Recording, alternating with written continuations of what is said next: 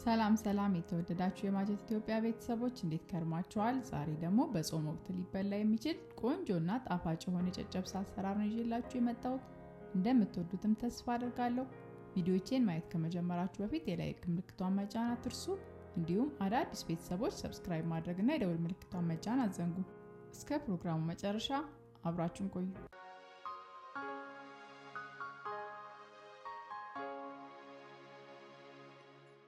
ይህንን ጨጨብሳ ለማዘጋጀት የሚያስፈልጉን ግብአቶች 3 ኩባያ ፍርኖ ዱቄት፣ 1 ራስ በረጃጅሙ የተከተፈ ቀይ ሽንኩርት፣ 1 ሾርባ ማንኪያ በርበሬ፣ ግማሽ ሻይ ማንኪያ ኮረሪማ፣ 1 ሻይ ማንኪያ ጨውና 3 ሾርባ ማንኪያ ኦሊቭ ኦይል ናቸው።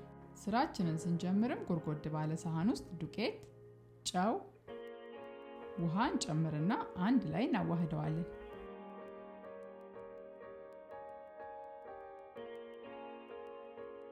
በምናቦካበት ወቅት ምንም አይነት ጓጓላ እንዳይዝብን ቶሎ ቶሎ እያለን እጃችንን ሳናቋርጥ ማዋሃዳችንን እንቀጥላለን።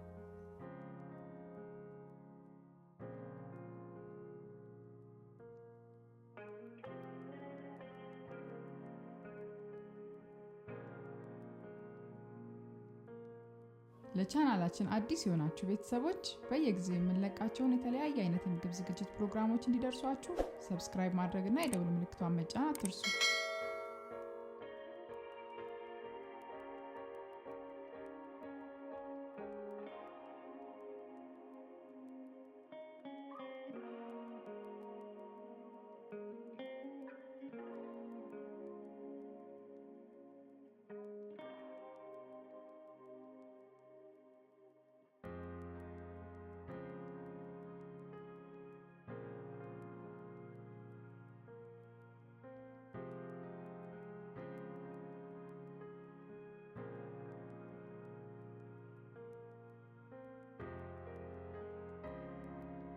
ሊጣችን አሁን በምንፈልገው የውፍረት ደረጃ ላይ ስለደረሰልን በቅቶታል ማለት ነው። በመቀጠል መጥበሻችንን እሳት ላይ ጥደን ዘይት በምትመለከቱት መልኩ እንቀባዋለን።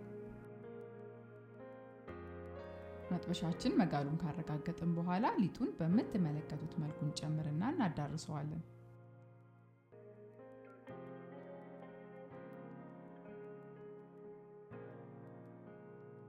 ቂጣችን እንግዲህ ለ3 ደቂቃ ያህል የታችኛው ክፍል ከበሰለ በኋላ ገልብጠን ለ2 ደቂቃ ያህል የላይኛውን ክፍል እናበስለዋለን።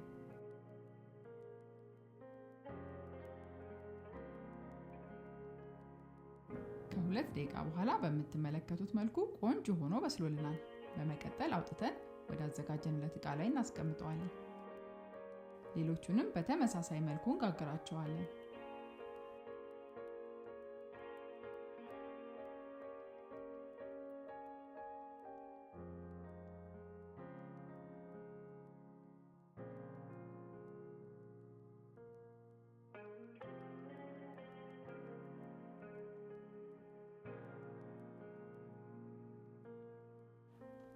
ቂጣዎቹን አብስለን ከጨረስን በኋላ ወደ ቀጣይ ስራችን እንሄዳለን።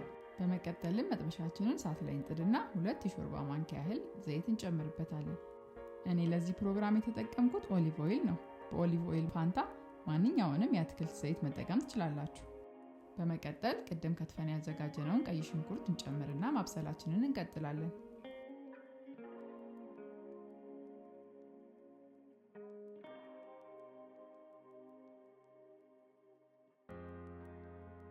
ቀይ ሽንኩርቱ እንግዲህ ጥብስ እስኪልልን እናበስለዋለን። ጥብስ ካለልን በኋላ በርበሬውን እንጨምርና ለ3 ደቂቃ ያህል አንድ ላይ እናቁላለዋለን።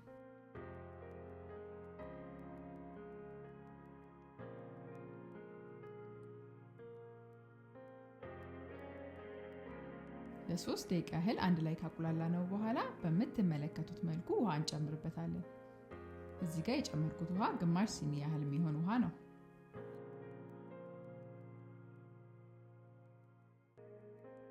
አስከትለንም ኮረሪማ፣ ጨው እንጨምርና አንድ ላይ እናማስለዋለን። ለ3 ደቂቃ ያህል እንዲንተከተክ እንተወዋለን። ቁሌታችን በደንብ እስኪበስልልን ድረስ ወደ ሌላ ስራ እንሄዳለን። ቅድም ጋግረን ያስቀመጥነውን ቂጣ በምትመለከቱት መልኩ መክተፊያ ላይ አድርገን እንቆራርጠዋለን።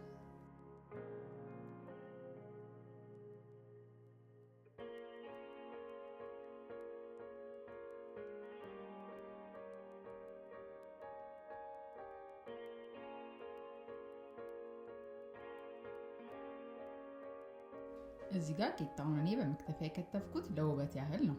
በእጃችሁ መቆራረጥ ትችላላችሁ።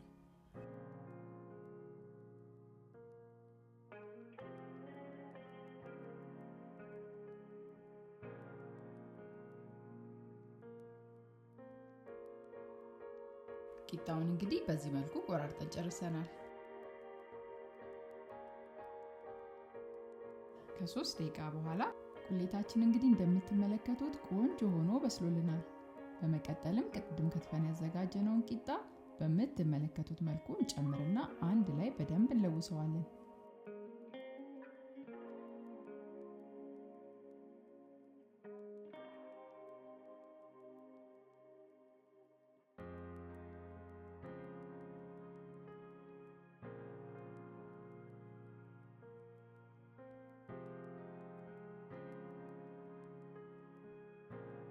ቁሌቱ በደንብ እስኪያርሰው ድረስ መለወሳችንን እንቀጥላለን።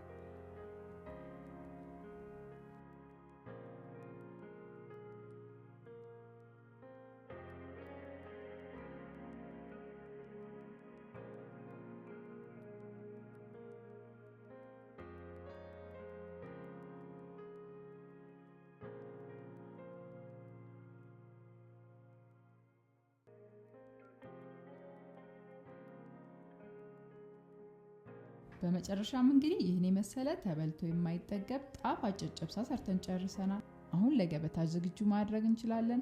ሁላችሁም በየቤታችሁ ሰርታችሁ ሞክሩት። እንደምትወዱትም ተስፋ አድርጋለሁ። ለቻናላችን አዲስ የሆናችሁ ቤተሰቦች በየጊዜው የምንለቃቸውን የተለያየ አይነት የምግብ ዝግጅት ፕሮግራሞች እንዲደርሷችሁ ሰብስክራይብ ማድረግና የደውል ምልክቷን መጫን አትርሱ። እንዲሁም አዳዲስ ቤተሰቦች የደውል ምልክቷን መጫን አትዘንጉ። የዛሬውን ፕሮግራማችንን በዚሁ አጠናቀናል። በቀጣይ በሌላ የምግብ ዝግጅት ፕሮግራም እስክንገናኝ ሁላችንም በያለንበት ቸር እንሰንብት።